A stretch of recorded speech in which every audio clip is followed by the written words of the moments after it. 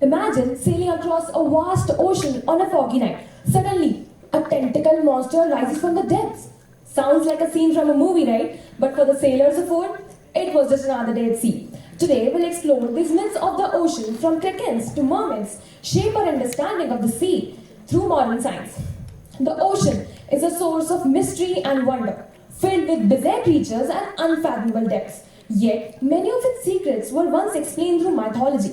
Let's dive into this fascinating journey from ancient tales to contemporary science.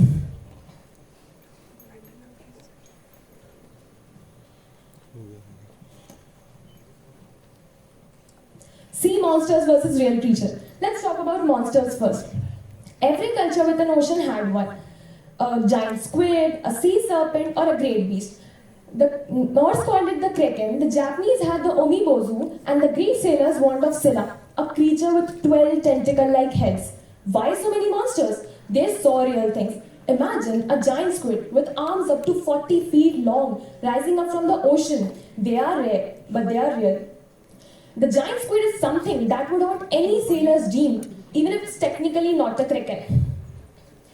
Even today, these creatures surprise us. In 2004, scientists finally managed to capture the first footage of giant squid in its natural habitat. The monsters are still there, only now we know what they are, even if they're still terrifying.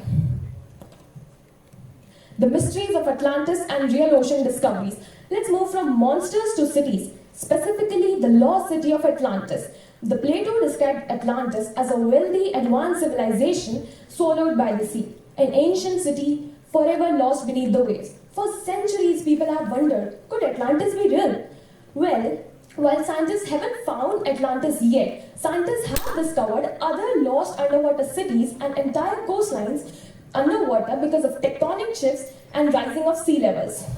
So maybe Atlantis was less about one city, but more about ocean's power to reclaim land. Those fantasies, those myths weren't just fantasies. They highlighted the reality that ocean hold entire histories beneath its surface. The gods of the ocean and science behind it. Now let's talk about the gods of the ocean.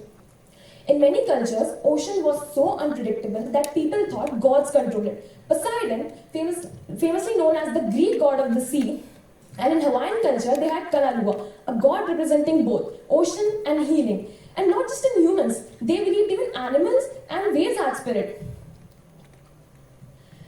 So now, today science helps us to explain these moves of the ocean with a bit more clarity. But although sometimes it still feels like magic. For example, tides are influenced by the gravitational pull of the sun and the moon, and storms and tsunamis, once seen as God's anger, are actually caused by underwater earthquakes, hurricanes, and atmospheric pressure.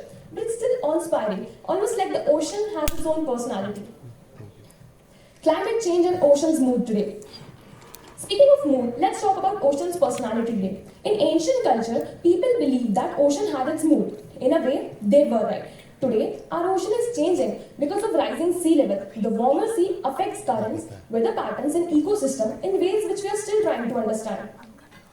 This time though, we don't need myths to explain what is happening. The oceans are warming, corals are bleaching, and just like ancient people told us to respect the ocean, modern science is telling us why we need to protect it.